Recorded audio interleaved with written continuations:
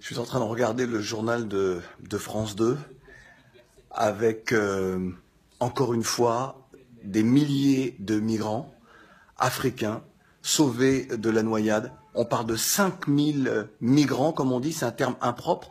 Ce sont des réfugiés économiques, des réfugiés suite aux situations de guerre également dans les pays. Et lorsque l'on évoque ça, eh bien, on est sur l'aspect misère, l'aspect tragédie, l'aspect très finalement peut-être un peu spectaculaire. On en oublie les raisons de tout cela. Les raisons, elles sont dans cette mondialisation qui fragilise une partie des populations mondiales.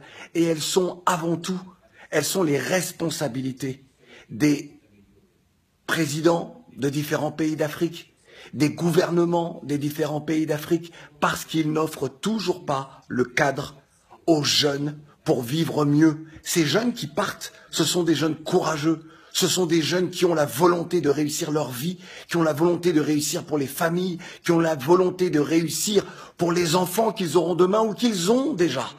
Moi qui ai passé quelques nuits avec les réfugiés à Paris, aux portes de Paris, je peux vous dire que j'ai vécu avec eux des drames, mais indescriptibles, que les mots ne peuvent pas exprimer. Alors, je voudrais juste, encore une fois, pour la énième fois, comme je le fais souvent à la radio ou à travers des écrits, interpeller les responsables politiques en Afrique.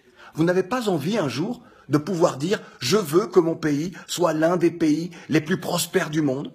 Vous n'avez pas envie d'intervenir dans tout ce débat, dans tous ces drames humains, dans cette condition humaine, et de dire « je ne veux plus voir mes enfants mourir dans le désert, humiliés dans le désert, tués dans le désert par des milices de je ne sais quel pays. Je ne veux plus voir mes enfants périr en mer. Je ne veux plus voir mes enfants être dans des positions de mendiants en Europe. » Vous n'avez pas envie de ça.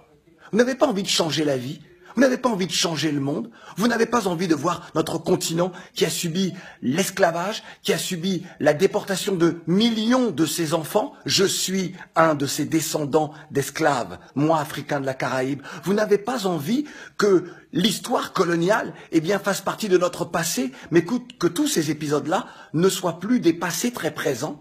Vous n'avez pas envie de nous voir grands, de nous voir beaux, de nous voir plus intelligents que ce qu'étaient nos parents. Parce que lorsqu'on est parent, c'est ce dont on a envie. On a envie de voir nos enfants aller beaucoup plus loin. Vous n'avez pas envie de ça? Oui? Alors faites quelque chose. Non? Alors on comprend pourquoi nous en sommes là.